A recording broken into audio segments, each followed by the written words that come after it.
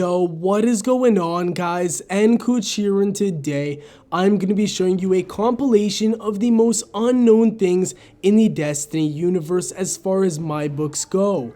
For the first one, we are in the Vault of Glass, taking it back to the Destiny roots. And some of you may know this, some of you may not know this, but there's actually an alternative route to get to the Templar and Oracle stage of the Vault of Glass.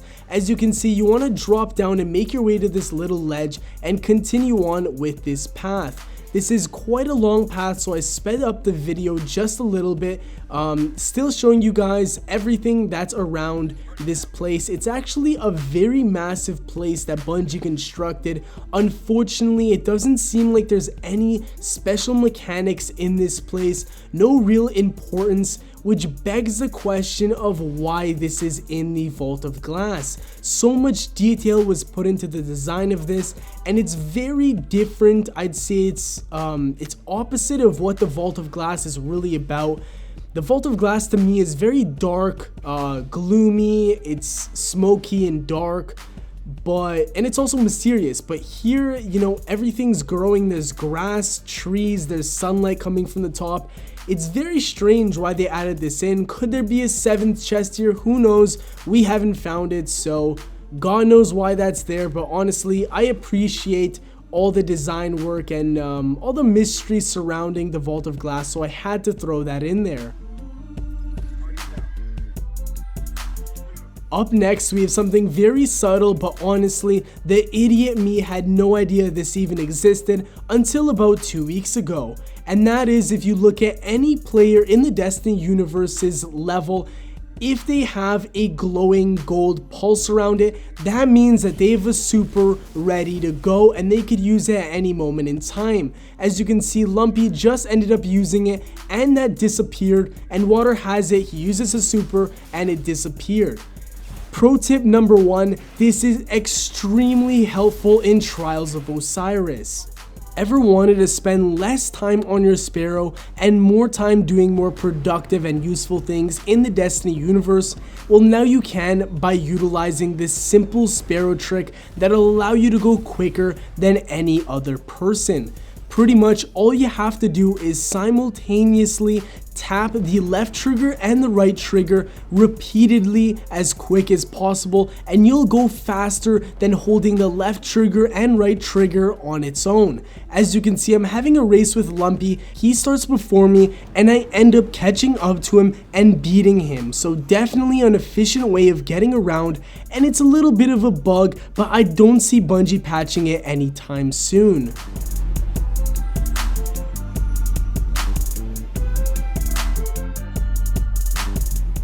Most people in the Destiny community are aware that you can actually shoot off the weapons and cannons off of a fallen nKuch, a hive ship, or even a cabal ship. But did you know that you can actually even shoot off a fallen walker's cannon? That's right, guys, not its main laser cannon, but it's, I guess you could call it a plasma cannon. Those things seem to always kill me, and it's so helpful knowing that you can actually take it off very easily. All you have to do is land a few sniper shots, maybe a few rockets if you want to throw that in there, and eventually it will come off. And honestly, it's such a relief because you don't have to worry about that cannon always hitting you. The only attack that it will be able to do on you is its main laser cannon, and honestly that is very avoidable because it takes about 5 seconds for it to load up.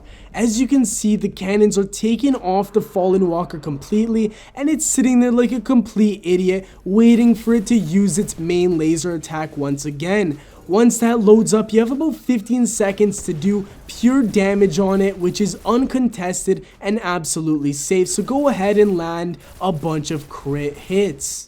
Next up, we have the Perrin Green Greaves animation. So pretty much what they enable you to do is after you have shoulder charge equipped, if you jump up in the air and still retain that shoulder charge buff, you can do extreme amounts of damage. But what people didn't know is that once you jump up in the air, you start to light up and blades come out the front of your boots. It's an absolutely sick thing that I thought I had to share with you guys.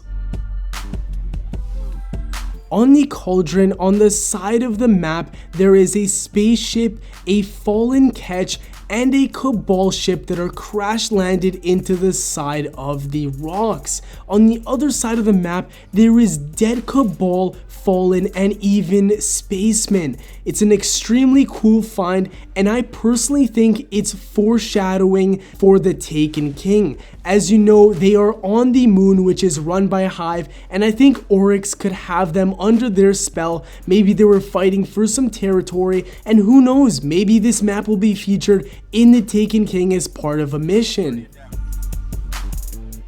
Last but not least, we're back in the Vault of Glass, and I can't wait to share this one with you guys. Now, most people don't know about the second jumping puzzle that leads to the exact same place as the main one does, the Gatekeeper and Atheon. If you go through this cave and drop down on a little rock right below you, you'll eventually see more jumping puzzles start to spawn right beneath you, and all you want to do is jump down on it and follow the trail just like the original.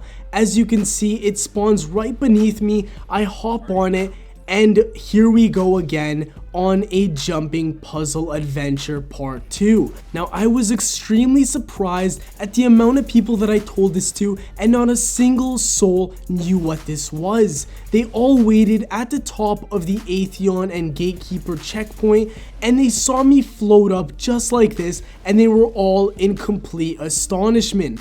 For those of you who don't know, voila, there it is. Now guys, drop a like if you learned something new. Let me know in the comments what other secrets you uncovered in the Destiny universe.